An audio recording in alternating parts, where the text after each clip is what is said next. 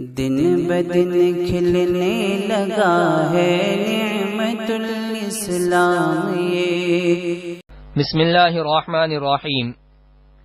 صرف 5 منٹ کا مدرسہ قرآن و حدیث کی روشنی میں 150واں دن 30 جمادی الاولیٰ۔ نمبر 1، اسلامی تاریخ۔ غزوہ مریسع یا بنی مصطلق۔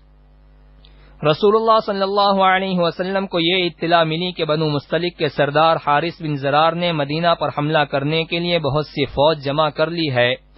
آپ صلی اللہ علیہ وسلم نے بریدہ اسلمی کو تحقیق کے لیے بھیجا۔ انہوں نے واپس آ کر اس خبر کی تصدیق کر دی تو حضور صلی اللہ علیہ وسلم 2 شعبان سن 5 ہجری کو صحابہ کا لشکر لے کر روانہ ہو گئے اور 1 دن کا سفر طے کر کے مقام مریسی کے پاس پڑاؤ ڈالا۔ مریسی کے لوگ مقابلے کے لیے آئے اور معمولی سی جنگ کے بعد ان کے پاؤں اکھڑ گئے اور وہ میدان چھوڑ کر بھاگ گئے۔ اس جنگ میں بنو مصطلق کے 10 آدمی مارے گئے جبکہ 1 صحابی نے بھی شہادت پائی۔ مسلمانوں نے مشرکین کے 600 آدمیوں کو قید کیا۔ مال غنیمت میں 2000 اونٹ اور 5000 بکریاں ہاتھ آئیں۔ اس لڑائی میں گرفتار ہونے والوں کے ساتھ بنو مصطلق کے سردار کی بیٹی جویریہ بھی تھیں۔ انہوں نے اپنے فدیے کی رقم طے کر کے حضور صلی اللہ علیہ وسلم سے مدد کی درخواست کی۔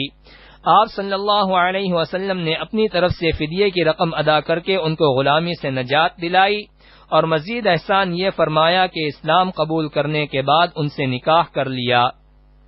اس نکاح کی برکت سے بنو مصطلق کے تمام جنگی قیدیوں اور مال غنیمت کو واپس کر دیا گیا اور ان کے والد بنو مصطلق کے سردار حارث بن زرار نے بھی اسلام قبول کر لیا۔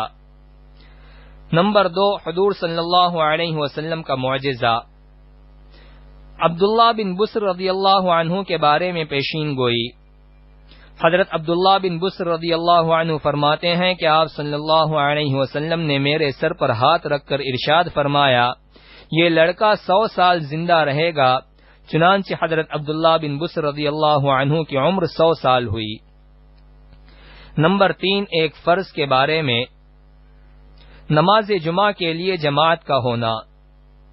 قرآن میں اللہ تعالی فرماتا ہے، اے ایمان والو، جمعہ کے دن جب جمعہ کی نماز کے لیے اذان دی جائے تو سب کے سب اللہ کے ذکر کی طرف دوڑ پڑو اور خرید و فروخت چھوڑ دو، یہ تمہارے لیے بہتر ہے اگر تم جانتے ہو۔ فائدہ: جمعہ کی اذان کو سن لینے کے بعد خرید و فروخت چھوڑ کر اللہ کے ذکر کی طرف چل پڑنا اور جماعت کے ساتھ نماز ادا کرنا واجب ہے۔ نمبر 4، ایک سنت کے بارے میں۔ تمام مصیبتوں سے چھٹکارا۔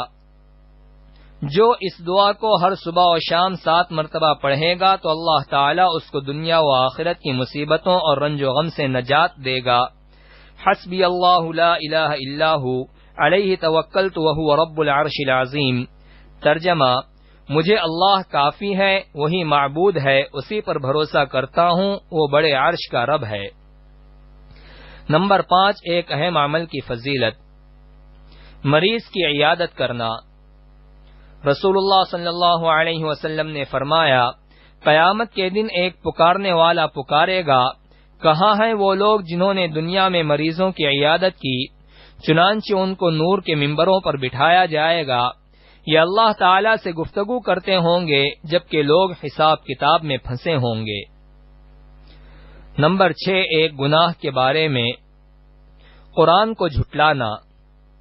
قرآن میں اللہ تعالیٰ فرماتا ہے، اس شخص سے بڑا ظالم کون ہو سکتا ہے جو اللہ پر جھوٹ بولے اور جب اس کے پاس سچی بات یعنی قرآن آئے تو اس کی تکذیب کر دے۔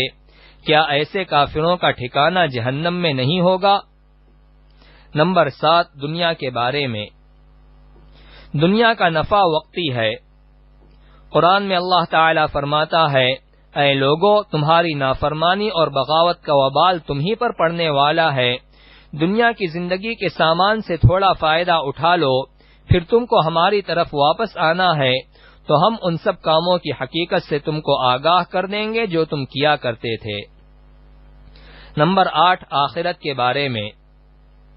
جنت کا انگور۔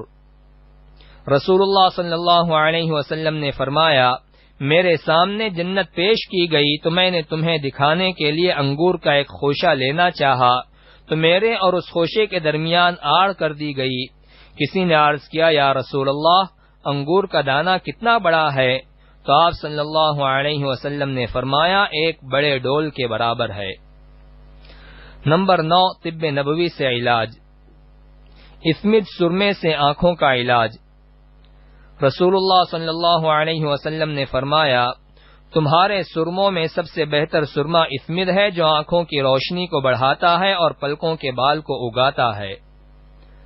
نمبر 10 نبی صلی اللہ علیہ وسلم کی نصیحت۔ رسول اللہ صلی اللہ علیہ وسلم نے فرمایا اپنے مرنے والوں کی اچھائیوں کو یاد کرو اور ان کی برائیوں کے بیان کرنے سے باز رہو۔